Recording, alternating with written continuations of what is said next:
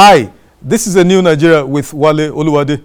This is your current affairs program where we critically examine the strategic issues bedeviling Nigeria's developmental aspirations and boldly offer practical suggestions on building the Nigeria of our collective desires.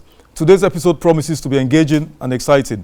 My guest is already here to assist me in doing justice and also give depth and clarity to the topic of our discourse. As always, it's going to be evidence-driven, honest, bold, and a no-holds-barred conversation. So get ready as we begin in earnest. And now, let's get on with it. We're continuing in our topic, nation building, the role of political parties. Now, in a marked departure from 2019, where there were almost 100 registered political parties, most of these creating confusion and complicating the electoral management process, there are currently only 18 registered political parties competing for elective positions in Nigeria. However, in this fourth republic, only a handful of political parties have demonstrated the capability to win major elective positions. The PDP, APC, APGA, and others belong in this category. So why is this so? Indeed, why are political parties important in a democracy? What are the strategic roles of political parties in nation building? What challenges, if any, do these parties have to grapple with in the attainment of their vision, mission, and strategic objectives? Furthermore, are there lessons we can learn from other climes? These are some of the issues we're examining today. We'll take this short break, and when we return, we'll get right into the conversation. Please stay with us.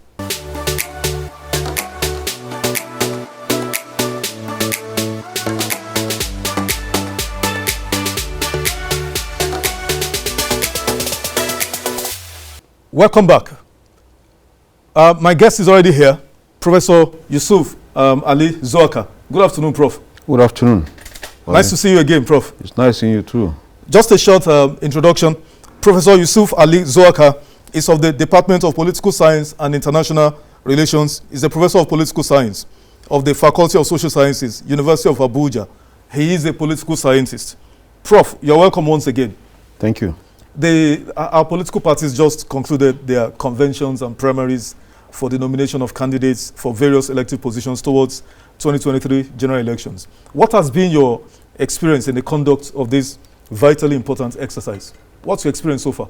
Well, what I've witnessed, from what they've displayed, for us to see, is that in terms of organization, they appear to have some very good organizational, processes.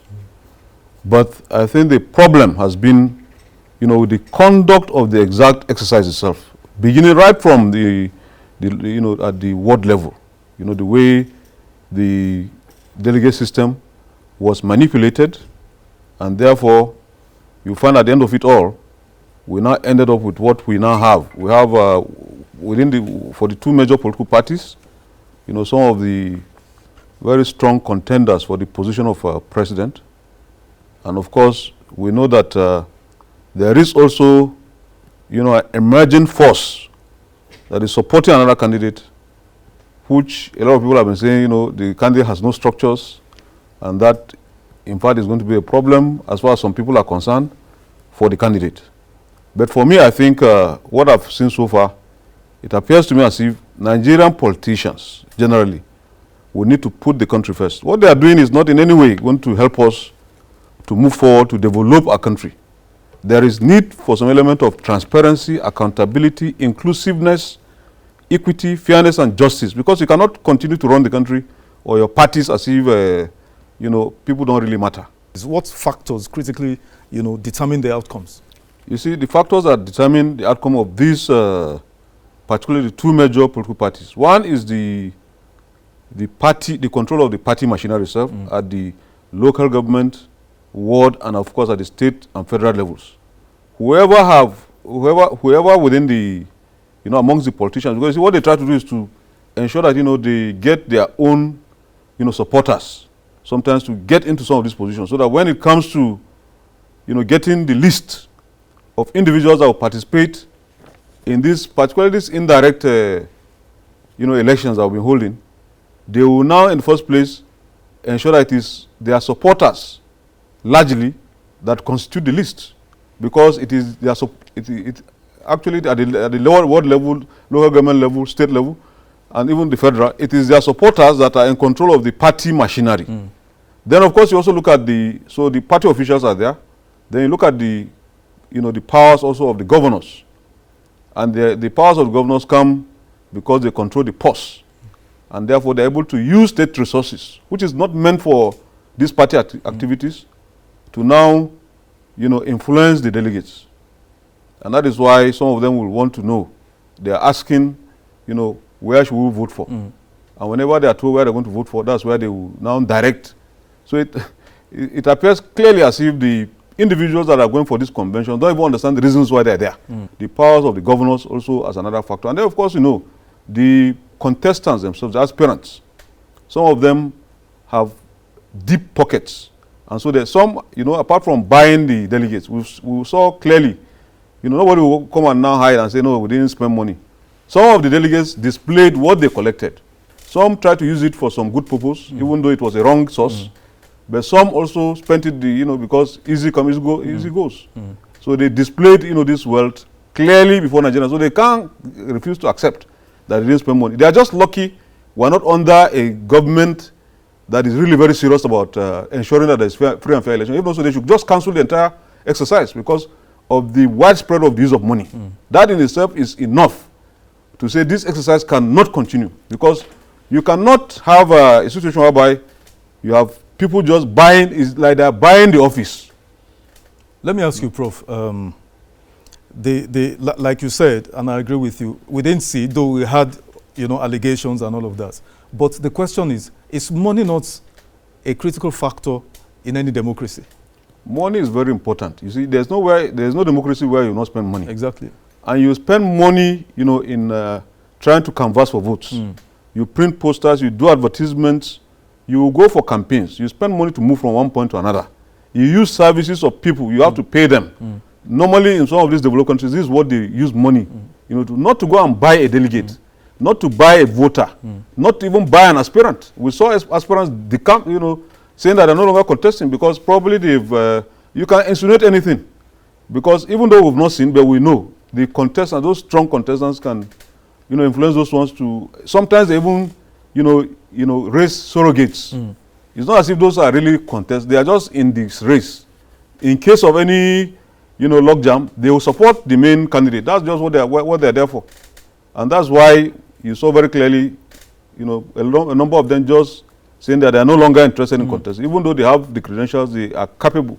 And Nigerians were looking up to some of them, hoping that they will really go through the entire process, but they decided to chicken out. But the beauty of democracy, I mean, just taking up from where you stopped, is that not part of the essence of democracy where you negotiate, you do trade-offs, and if you assess your own strengths and see that maybe you don't have what it takes to go the whole hog, because don't forget, Prof, the primaries are a minor aspect of the entire process to culminating in who becomes eventually, who goes to general elections and wins. Yeah. So if a potential aspirant sees that I don't have what it takes, but I've made a statement, it's better let me support, someone who has the better chance, and then I can negotiate. Is that not what democracy is all about? Yeah, it is about negotiations, about really understanding your strength and weaknesses. Exactly.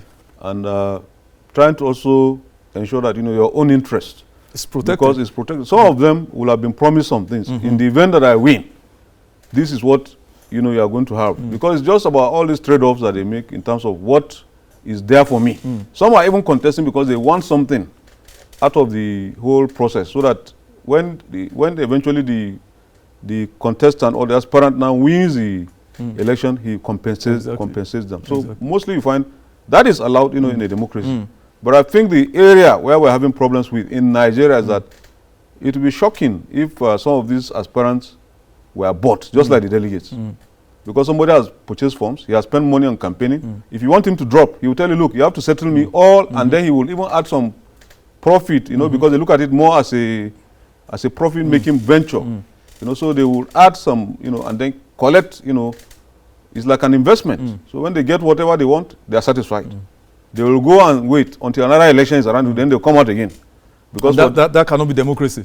We'll take this short break and then we'll come back. So we'll take this short break and we'll come back. We'll continue with our conversation. Please stay with us, please.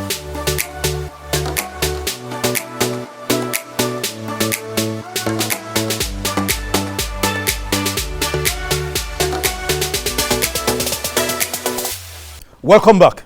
Let me also further interrogate the issue of the party structures at the local levels being controlled by governors. Now, in one of the parties, the PDP to be specific, they didn't have a president. That's one. They are not the party, the ruling party. That's one. Secondly, they have, I think, about 13 or so governors. Yeah.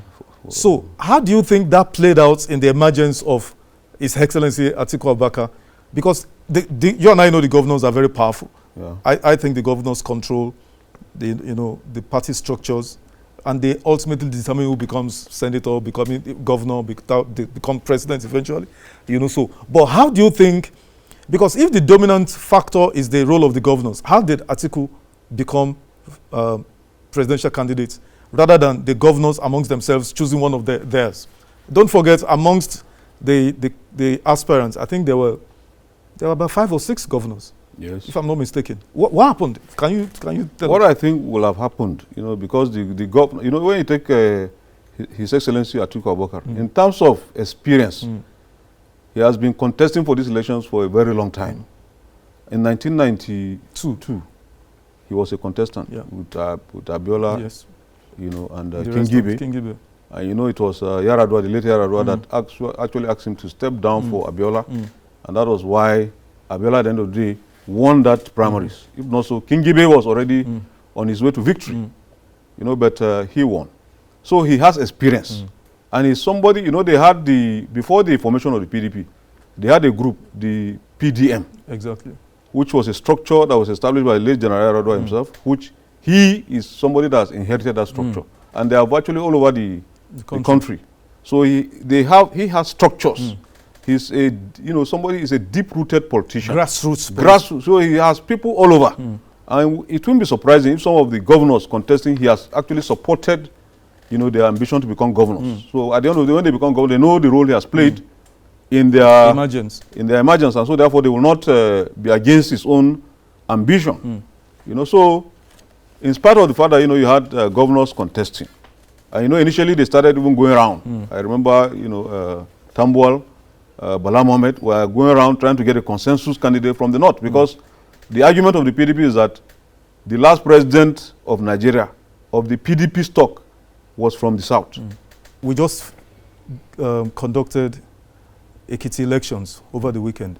What's your assessment of the whole exercise? Well, you see, when you look at that Ekiti election, I think first is to commend INEC for organizing, a free and fair election, because they've tried. And I think what they've tried to do. And what's your take on the introduction of the innovative bimodal, the beavers, beavers and all of that? I think we should be commending them for that, innovation, because it has taken away some issues about rigging and all those things that people used to do. So that now, if Nigerians actually want to get a person elected into office, it is in their hands to do. If they decide to sell it, that is their own business, because you cannot now be policing people to know whether they've sold their votes or not. Because what actually transpired in Ekiti election is the massive purchase of votes. We saw, people on social media displaying what they've been paid. Some counting their money on their way back home. At least they've made something on that day. Some kind of pocket money or some... What do you attribute that to, Prof? What could be responsible for... because you alluded to it, there's a kind of a groundswell of appeal, especially to the youth, to go get your PVC, go and get your PVC. We need to make a statement to this big, to these two dominant parties. Nigerians are expressing some level of serious disenchantment with these two dominant parties, and that there's a need for a shift. And I'm not of that persuasion, because I think of the two dominant parties, the choice is clear, because the PDP had 16 years. Nigerians were disenchanted, so they gave the APC an opportunity. We've had 7 years. So there is a basis for comparison. And in any democracy, you usually have two strong parties, either in the United States or in the UK, the Labour and the Conservative; in the United States, Democrats and the Republicans. So, in South Africa, ANC is really dominant. The white Democratic Party is not that strong. But they're there. So I thought Nigerians would be thinking, let's go, but Nigerians want a change. So there's always this clamor for a third force. And the the linchpin of this, the movement for this third force, the argument for this third force, is the youth. Now, if you saw what happened on Saturday, the embarrassing, the disgraceful buying and selling of votes, my question, Prof, as a political scientist, what could be responsible for that? You see, the problem you have to look at is you have to go back to the economy and look at how people have been impoverished and are really suffering. And you know, the value of the naira keeps depreciating. You know, so if your minimum wage, for instance, is 30,000 naira, that is less than $100. It's not up to even $80. That's what you are supposed to be surviving on in a month to take care of your health, your rent, transport, feeding, whatever. So when I look at it, people are really impoverished. And because poverty is really biting, you have become the poverty capital of the world. And so people are really very poor and are lacking, you know, in terms of even surviving. So you find families just eating 1 meal in a day. So when an opportunity comes like this one that we're having, there's an election. That is why you have these trade-offs, because people are really very poor. If not so, Ekiti, one of the highly educated, states in Nigeria, where you have virtually all homes, you have professors and so on. Then you now begin to experience this kind of. We expect that they should be aware of their rights and they should have really voted based on their conscience. Prof, but that didn't really, suffice. Sorry for me to butt in.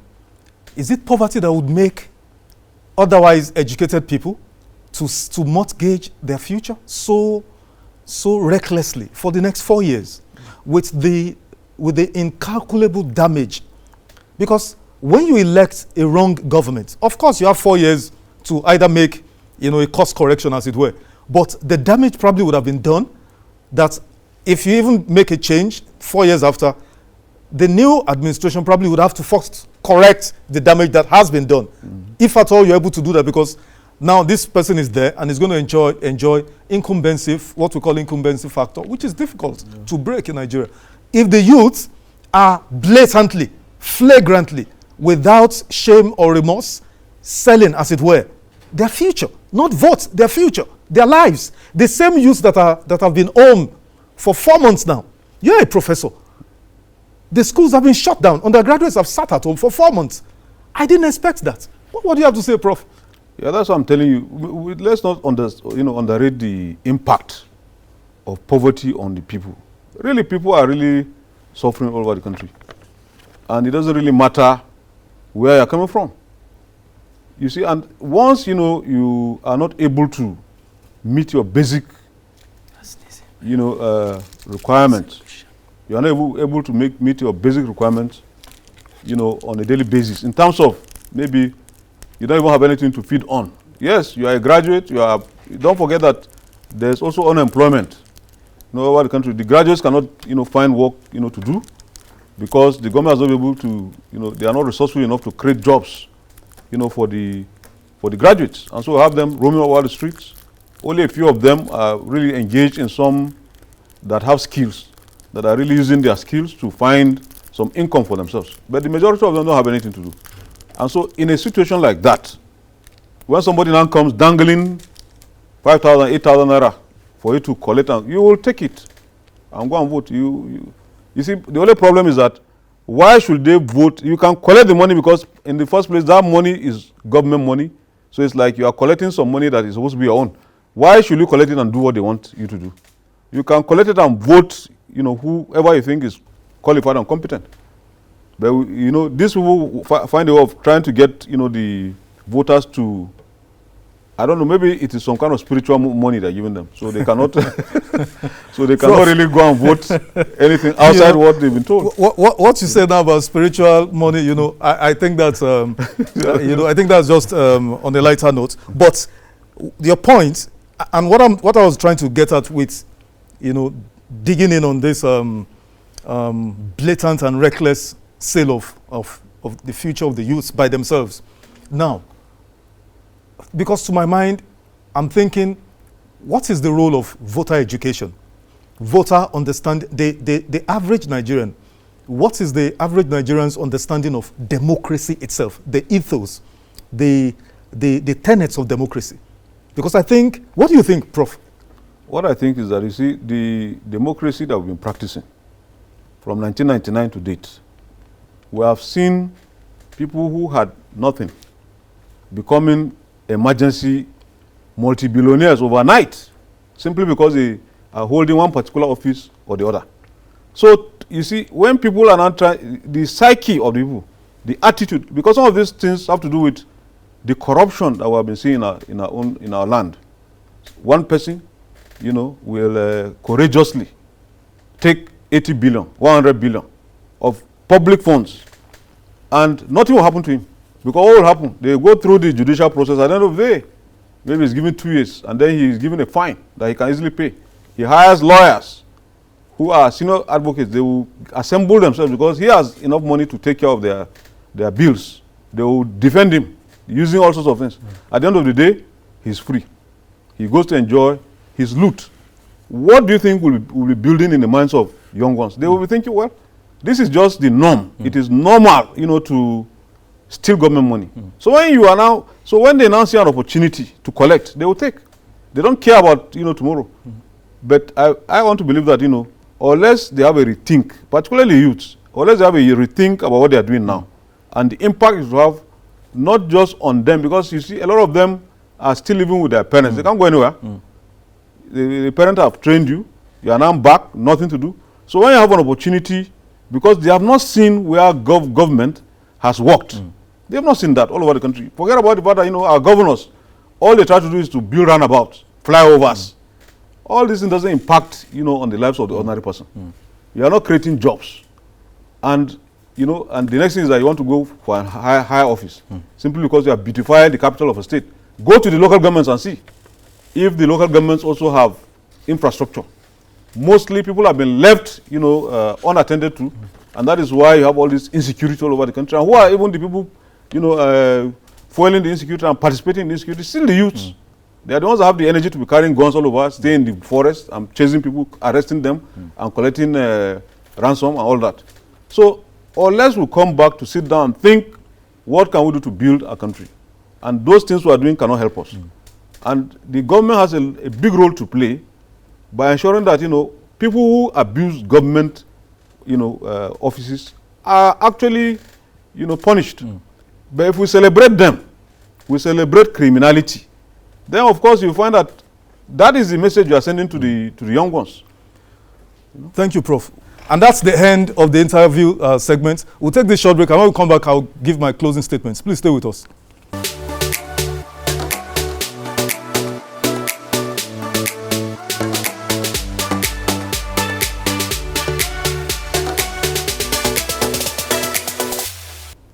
And here are my closing statements. At the previous episode, I mentioned 6 different factors that determine the brand of each political party. We're talking about 2 here today, and then we'll deal with the other 4 in subsequent episodes. Number 1, the individual members that make up a political parties. Are they principled men or mercenaries? Are they statesmen or hustlers? Are they patriots or rebels? Are they disciplined men or fair-weather individuals? Political parties must be mindful of the persons they admit into their fold. Political parties must ensure persons they put forward for elections are faithful and committed members. They also, that is political parties, must have a robust training and capacity development program, including standardized governance framework that is applicable to all its members. And there must be an equitable system in place to sanction members who transgress against its ethos and values. Parties shouldn't shy away from dismissing members with wrong values, that which they espouse. Secondly, on ideology. Ideology is what builds political parties ultimately. What endears and attracts members to a political party is its ideology. These are its core beliefs and the plans and policies therefrom. Political party ideology is as strong and powerful as religious beliefs. I am a keen student of geopolitics and dare say only in Nigeria do politicians move from one party to another so effortlessly. It seems apparent to me that political party ideology or philosophy is either non-existent or ranks pretty low in the justifications for this cross-carpeting. It is purely about raw power grab. It is safe to tag this brand of politics as mercenary who believes in nothing, and likewise the party that accepts same. And importantly, political parties don't merely exist to win elections. Political parties exist to indoctrinate their members and the general populace into their core beliefs and worldviews. When they have sufficiently accomplished this, the winning of elections is a natural consequence. There are many parties worldwide who have existed for decades without winning elections and eventually went on to become sometimes even ruling parties. The 4 remaining factors will be explained in subsequent parts of this interview. You definitely don't want to miss it. Please keep a date with us. I believe in a new Nigeria, and it is possible. And those are my closing thoughts. That's the program today. Remember to follow me on my different social media handles. Subscribe to my YouTube channel so you can watch this interview and other videos at your convenience. Drop your comments also. I'd love to hear from you. And I'll see you next time. Bye for now.